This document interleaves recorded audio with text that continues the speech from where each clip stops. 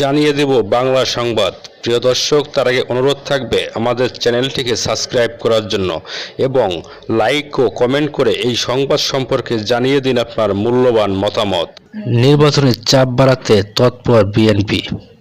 বর্তমান অন্তর্বর্তী সরকারকে নির্বাচনী পথে দ্রুত হাঁটাতে তৎপর বিএনপি। এজন্য দলের পক্ষ থেকে নানা সভা সেমিনার ক্রমাগতভাবে নির্বাচনী রোডম্যাপের জন্য চাপ দেওয়া হচ্ছে। বিএনপি মনে করে বিপ্লব পরবর্তী প্রয়োজনীয় সংস্কারের পাশাপাশি নির্বাচনী কাজও চলমান রাখুক সরকার। কিন্তু সাম্প্রতিক কয়েকজন উপদেষ্টার বক্তব্য সহসায় নির্বাচন না দেওয়ার কিছু ইঙ্গিত বিএনপির কাছে স্পষ্ট হয়েছে। এই অবস্থায় বিএনপি টেবিল টকের পাশাপাশি রাজনৈতিক চাপও বাড়াতে চায়।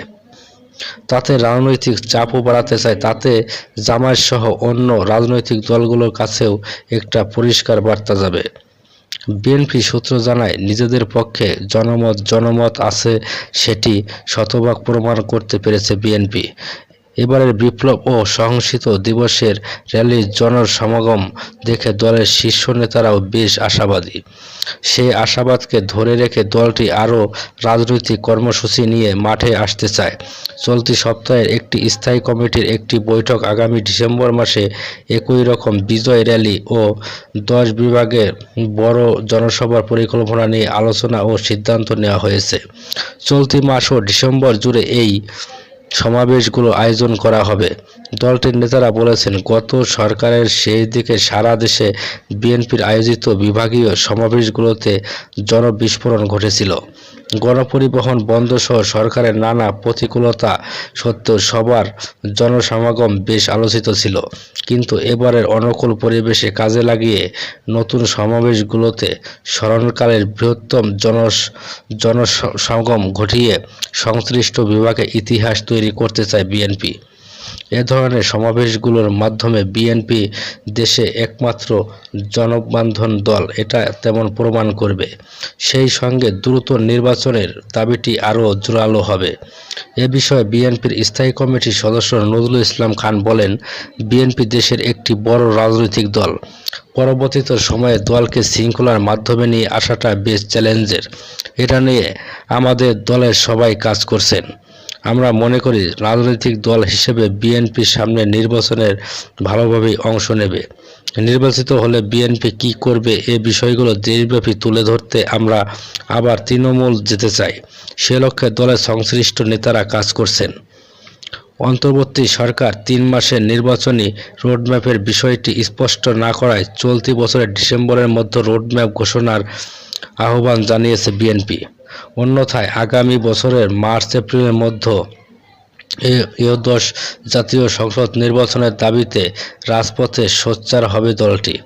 গত 4 নভেম্বর অনুষ্ঠিত বিএনপির স্থায়ী কমিটির বৈঠকে এমন সিদ্ধান্ত হয়। বিএনপির নেতারা মনে করেছেন, রাষ্ট্র কাঠামোর সংস্কার এবং নির্বাচনী প্রক্রিয়া দুটিই সমান্তরালভাবে চলা উচিত। এমন সরকারকে অবিলম্বে একটি রোডম্যাপ দিয়ে সামনে এগোনোর দরকার।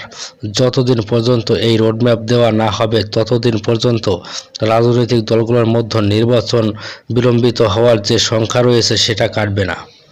নেতারা বলছেন, একটি অবাধ সুষ্ঠু নির্বাচন আনুষ্ঠানিক বিএনপি সহ রাজনৈতিক দলগুলো অন্তর্বর্তী সরকারকে সহযোগিতা করে যাচ্ছে এবং এই সহযোগিতা অব্যাহত থাকবে। তবে সরকারের সব কার্যক্রমের ফোকাস হওয়া উচিত নির্বাচন। ক্ষমতাচ্যুত আওয়ামী লীগের ফ্যাসিবাদী সরকারের নানা ষড়যন্ত্র মোকাবেলায় নির্বাচনের কোনো বিকল্প নেই। তাই নির্বাচন নিয়ে জনমনে বিভিন্ন সময় যে সংখ্যা সৃষ্টি হচ্ছে সেটা কাটাতে এই সরকারকে দ্রুত রোডম্যাপ নিয়ে নির্বাচনী প্রক্রিয়ার মধ্যে থাকা দরকার।